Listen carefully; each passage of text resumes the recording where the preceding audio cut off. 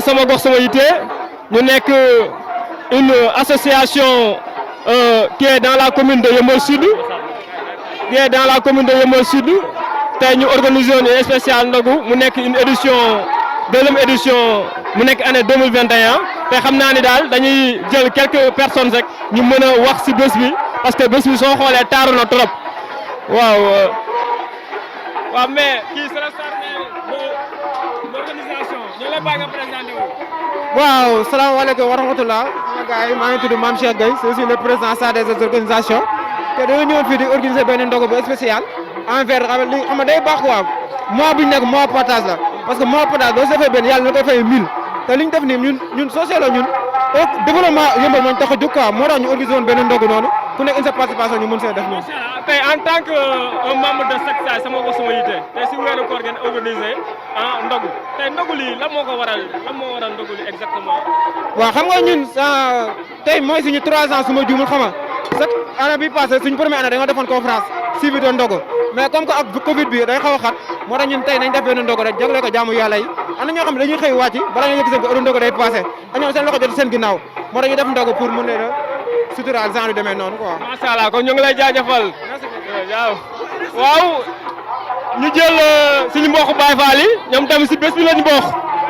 jël suñu mbokku Baye Fall yi waaye Fall ñoo ngi lay ziar. ñu ngi delloo ziaraat bu baax da koy téye. tey da ngeen organiser ndogu. waaw tey moo waral seen ndogu bi ngeen organiser. waaw boo gisee tey li waral organisation ndogu bi gars yi nga xëy ñoo nekk ci wàllu association bi ñoom ñoo dajale si li nga xëy loolu lañ am ak li nga xëy ñu boole ko ñoom ñëpp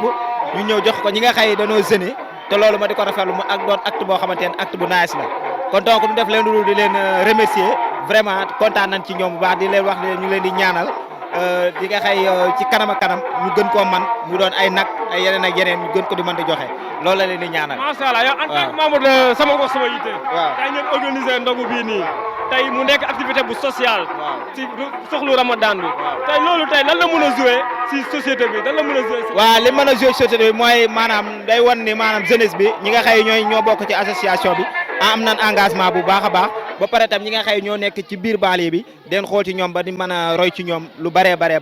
loolu daal laa gis ci loo xamante ni si ni moom remarqué naa ko ci baax a baax waaw toujours nous sommes fii nga xam ne tey mooy siège SACSA tey ñu organisé woon ndogu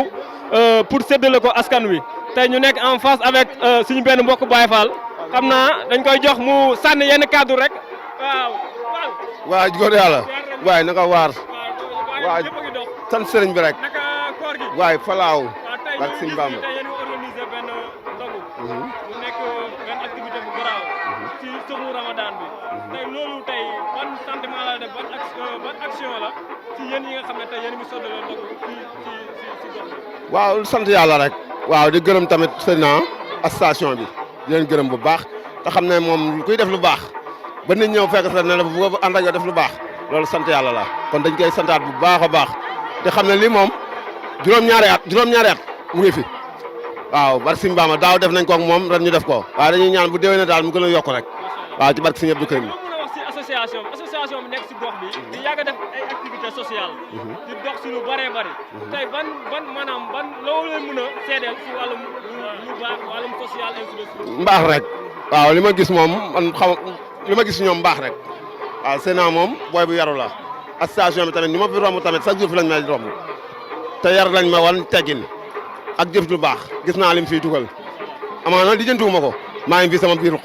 waaye tamit gis naa lim fiy dugal loo xam ne mu ngi aidé waa koñ bi kon loolu yàlla na ko yàlla gën a yokk rek ci barke Sëriñ Abdou Karim Mbacke Sëriñ Fallou waaw di gërëm tamit ngeen message bi ngeen jàll ko imam kii nu mu tudd amul xot waaw mu xam ne tey ji jëf gi day sax ba abadan weeru koor gi yëpp la waaw na ko xam nag waaw loolu daal bëgg naa message mu jot ko waaw jeex na tàkk toujours dans le même lancé xam naa gars yaa ngi séddale ndogu yi waaw xam naa damay jox sama mbokk mi damay sa teewaay fii dama am sama benn xew bu ñëw ne dañuy def ndog comme que ndog ma affaire jaamu yàlla la te weeru koor ma loolu def rek xéewal la ma ne xam profité ñëwaale jaamu yàlla si kii bi macha allah. donc yow tant que tey en tant que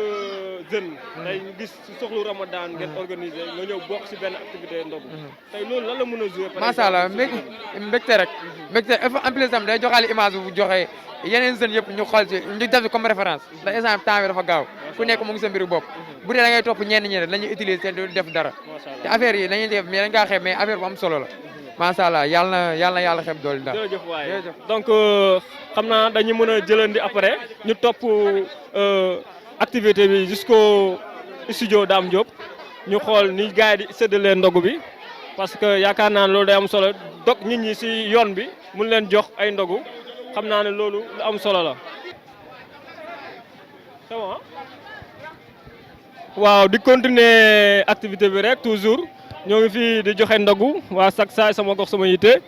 donc ñu ngi fii si studio Dame Diop sur la grande route des Niayes tey action bi mu nekk action bu garaaw